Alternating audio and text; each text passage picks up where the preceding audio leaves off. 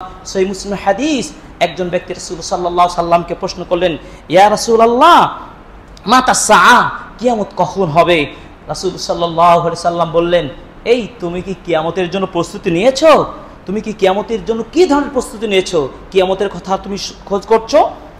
তিনি বললেন, লা শাইআ ইল্লা আন্নী উহিব্বুল্লাহ ওয়া রাসূলাহু, আমি কিয়ামতের দিনের জন্য বিশেষ কোনো প্রস্তুতি নিতে পারিনি, তবে নির্ভেজালভাবে আমি আমার আল্লাহ এবং আমার প্রিয় রাসূলকে জীবনের চেয়েও বেশি ভালোবাসি।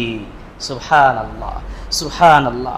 ফাকালা, তখন রাসূল সাল্লাল্লাহু আলাইহি ওয়াসাল্লাম বলেন, আনতা মাআ মান আহবাবতা, তুমি তো তার সাথেই থাকবে যাকে তুমি ভালোবাসো। কাকে ভালোবাসবেন? ফ্রেন্ডশিপ হবে কার সাথে? যার সাথে আপনি চলবেন তার সাথেই আপনার অবস্থান হবে।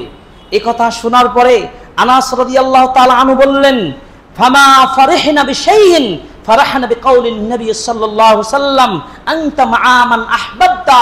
হাদিসের বর্ণনাকারী আনাস রাদিয়াল্লাহু বলছেন, আল্লাহর নবীর মুখ থেকে এই শব্দ যখন শুনলাম যে তুমি যার সাথে চলবে, যার সাথে ভ্রাতৃত্ব বন্ধন আবদ্ধ হবে, তার সাথেই তুমি পরকালে থাকবে, এ কথা শোনার পরে আমি যা খুশি হলাম, এর চাইতে কোনো কথায় আমি কোনোদিন এত সন্তুষ্ট এবং আনন্দ বোধ করিনি। সুবহানাল্লাহ। তখন আনাস রাদিয়াল্লাহু তাআলা বললেন, আল্লাহি, আল্লাহর কসম করে বলছি, আমি আশা করি আমি তো মুহাম্মদকে ভালোবাসি, আবু বকরকে ভালোবাসি, উমরকে ভালোবাসি, আশা করি আকুনা মাআহুম বিহুব্বি, আমিও তাদের সাথে থাকতে পারবো ইনশাআল্লাহ। কেন?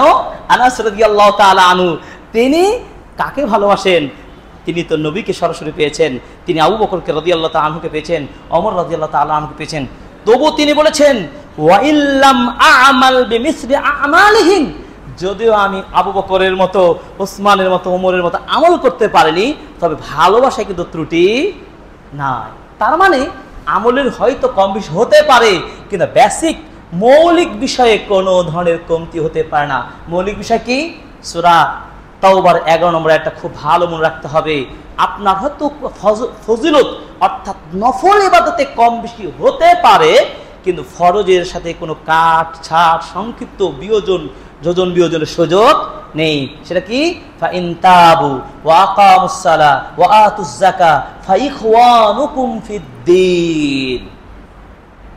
আশা করি আমাদের নিকট বিষয়গুলো পরিষ্কার হয়েছে। এই হাদিসটি পাওয়া যাবে সহিহুল বুখারীর 3668 নম্বর হাদিস।